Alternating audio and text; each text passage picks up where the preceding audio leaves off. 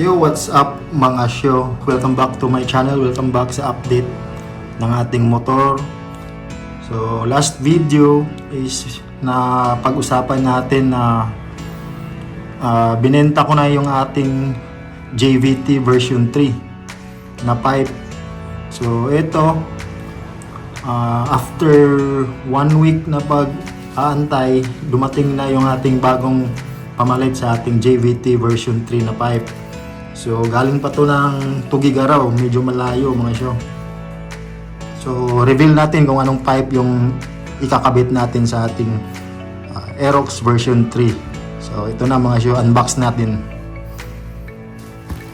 So, yun. Okay naman yung packaging. May fragile pa na nakalagay. Yun.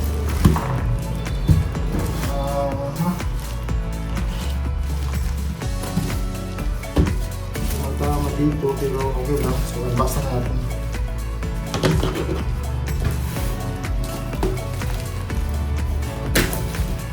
So, kulay green. Ayan, sumilip na. Siguro naman, alam nyo na kasi nandyan sa ating title. So, let's go. Buksan na natin. Galing pa to ng Tugigaraw. So, shout out sa seller na to. Lalagay ko na lang yung link kung saan ko nabili to. Napaka-responsive, napaka-bait ng seller. Pinipicturean muna niya bago ipadala yung item.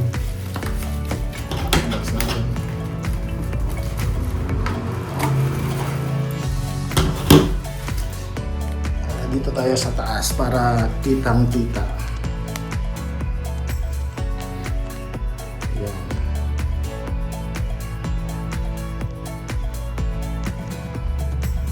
Yan.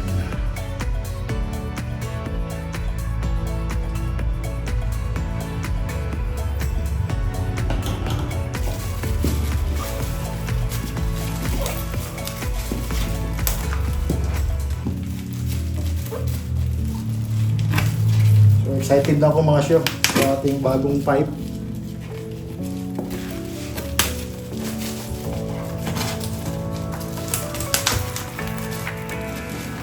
Yan na.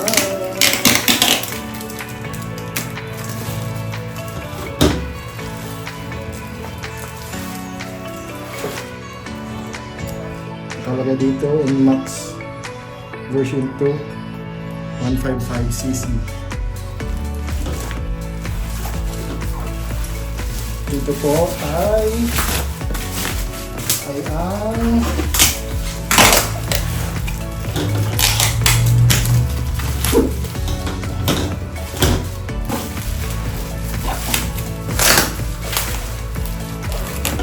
layo ng pinanggalingan nito mga Tugigaraw.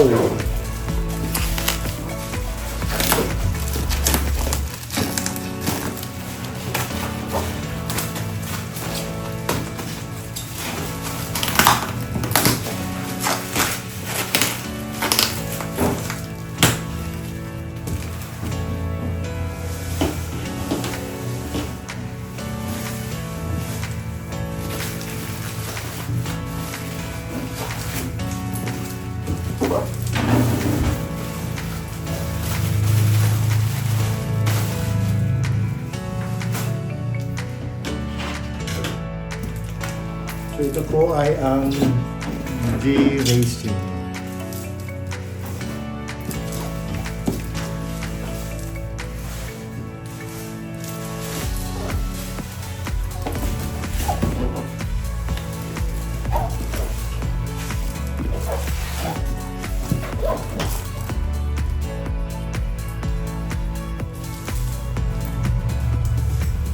G-Racing Inmax version Aerox version 2 titanium tape stock.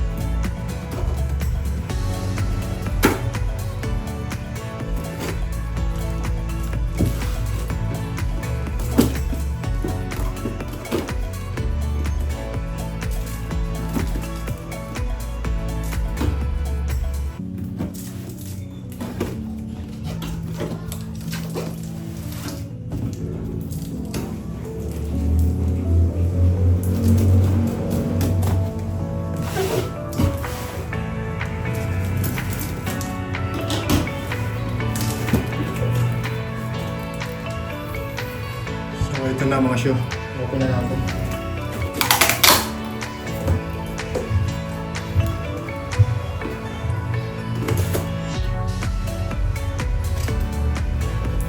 Yan o, may mga karton pa o. Thank you, seller.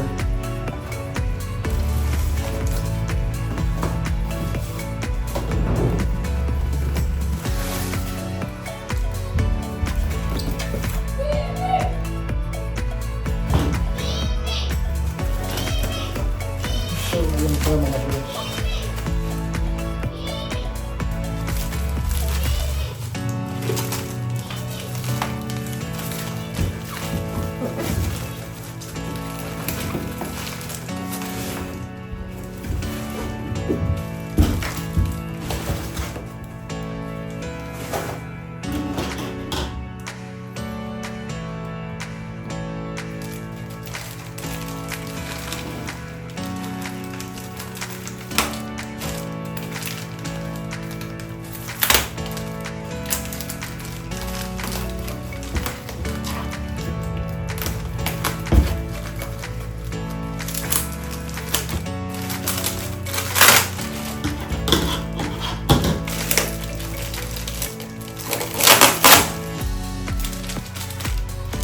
Ito yung heat guard.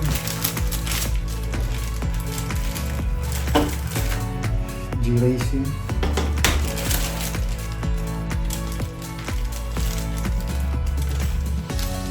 Tornilyo. Springs.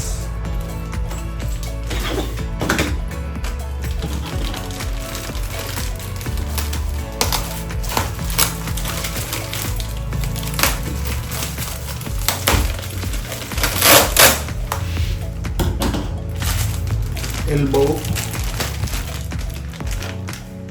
28 mm.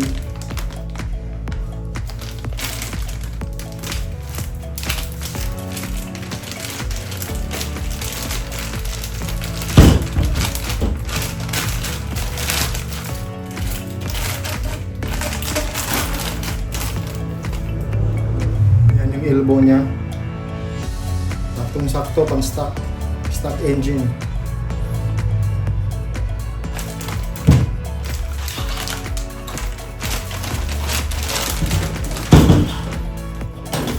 Itong mismong pipe.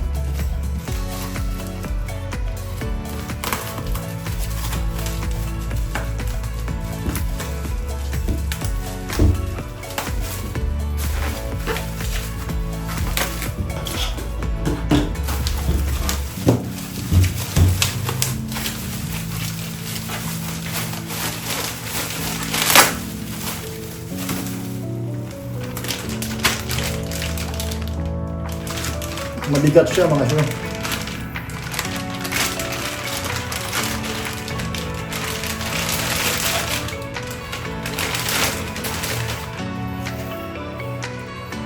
Ito po yung G-Racing Silent Killer for stock engine ng NMAX Aerox version 2 at 3.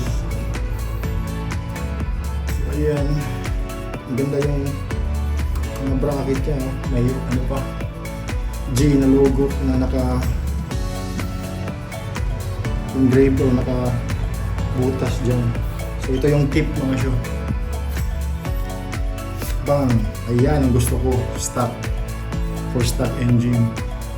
Maliit lang, titanium tip. Ayan. So excited na akong makakabit ito sa ating motor. Sa pagkakalam ko, divider type to.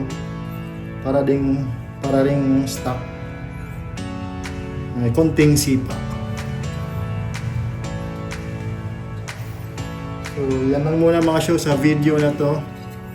At next video is i-install na natin to.